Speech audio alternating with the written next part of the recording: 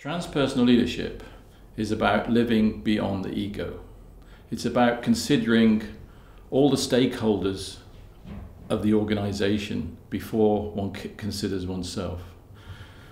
Normally, our default is of any decision that we make, is to think of our own benefit first. And leaders do the same thing. So it's very important that as a leader, we actually bring that thought to full consciousness and move beyond that. The other thing that is really important about transpersonal leadership is that it connects the intellectual abilities of people with the ethical. But that takes a journey. And the journey it takes is through adjusting one's behaviours to be able to use one's intellect in an ethical way, not only an ethical way, but in a way that will engage people and involve people. And that is the role of the leader.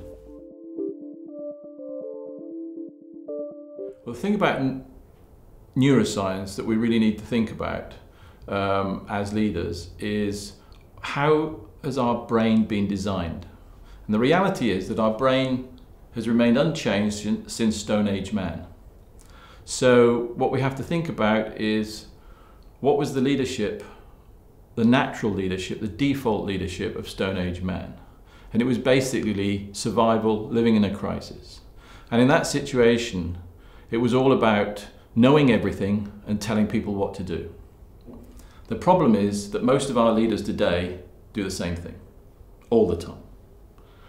Up until 20 years ago, it may not have been the best leadership style, but a leader could get away with it because basically there wasn't this mass communication or availability of information. But the world has changed.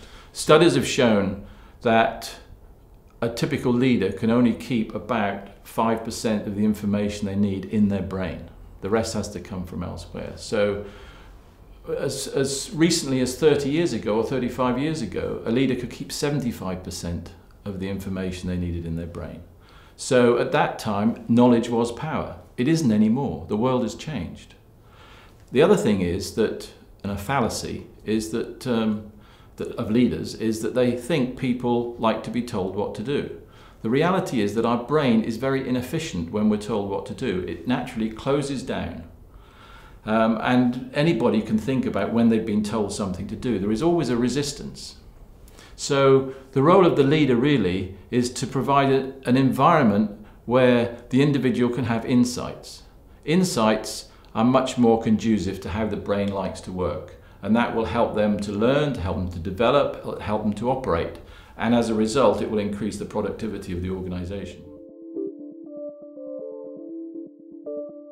Well, first of all, I need to point out that as a co-editor and an author of 4 of the 11 chapters, there are 9 authors altogether. And I think that why we've written this book is because we feel that there's been a gap in the marketplace of explaining how the leaders of tomorrow are actually developed and assessed. That if we look at organizations around the world, most of our leaders are poor. There are some exceptions, thankfully, but even some of the iconic leaders don't leave a legacy. So when they leave their organizations, the organizations then deteriorate. And we can all think of household names of that kind of organization. So what we've got to do, if we're going to have sustainable, high-performing, ethical organizations in the future, which is what everybody wants, is we have to be able to identify the right kind of leader early on and then develop and assess those leaders so that they can develop into the top kind of leaders we want, which when they get there, they're good leaders. The problem is that today, many of the leaders who get to the top of organizations, they're good getting there. They're not good when they're actually in that leadership, top leadership position. So that's really what this book is about. The people who should read this book are, first of all, HR directors and professionals who are really interested in identifying and developing the leaders of the future in their organizations. The second should be chief executives who actually understand what we're trying to do here.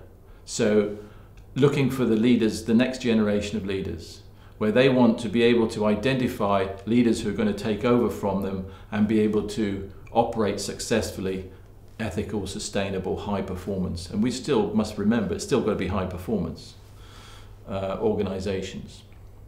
The third type of person who will be interested should be the ones who will be the future leaders. It should give them, one, some confidence that, you know, you don't have to be necessarily political, sharp elbows, aggressive, in order to be the right kind of leader for the top. You might be, and preferably will be humble, will be transparent, willing to be vulnerable. And unfortunately, those traits at the moment don't necessarily come out as being obvious leadership traits for people to, for organizations to develop people for the future. So if you want to be that leader of the future, you think you've got something to offer, then this book is a great manual to help you to actually develop.